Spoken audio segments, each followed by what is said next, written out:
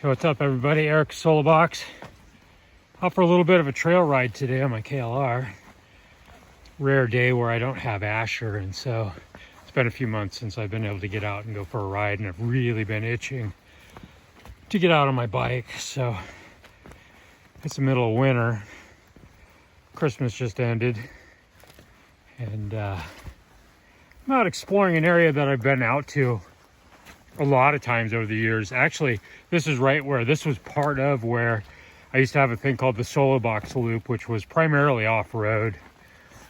And the section of that went through this area here. It's funny how things change over the course of time. It's probably been, I don't know, 6 or 8 months maybe since I've been out this way, but you know, they've logged a bunch of new stuff, and like this trail that I'm walking on right now, this wasn't even here last time I came out this way. A trail that I used to use to get around a gate is now not at all accessible. Like it's been a few years since I've actually ridden on that trail.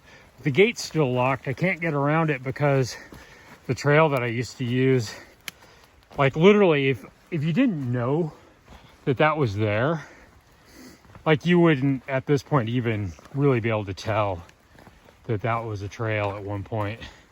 You'd go right past it.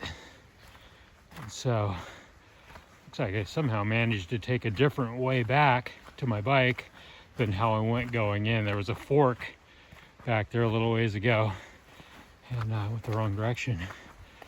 There's my KLR though. So I was hoping to get around that gate today to kind of complete the loop, and now I'm kind of looking at little side spurs, trying to see if there's maybe a new way of getting around it, and it's not looking good. So I'm probably just going to hop back on the bike and ride back up to the entrance that I used to get in here, and then ride some road, and then I'll cross a highway, and there's a section of power lines that I really enjoy, and a way that I can take that goes the back way into Walker Valley, which is sort of our local ORV area.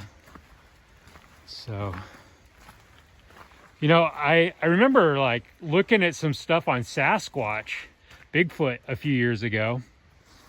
Actually, it's probably been like 10 years since I looked this stuff up, but because I live in the Pacific Northwest, it just kind of struck my interest that, you know, I do live in an area where there have been a lot of sightings.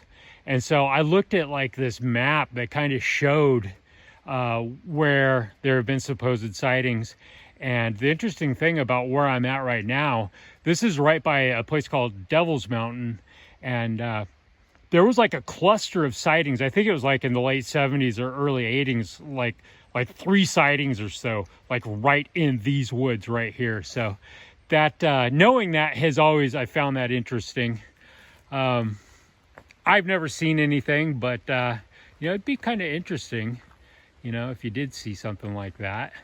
I do have a friend that will swear up and down that he saw 3 of them, basically like what appeared to him to be a family of them in Oregon. And the interesting thing about that is that the area in Central Oregon in which that took place also showed clusters of other people having seen it. So, you know, you just never know, right?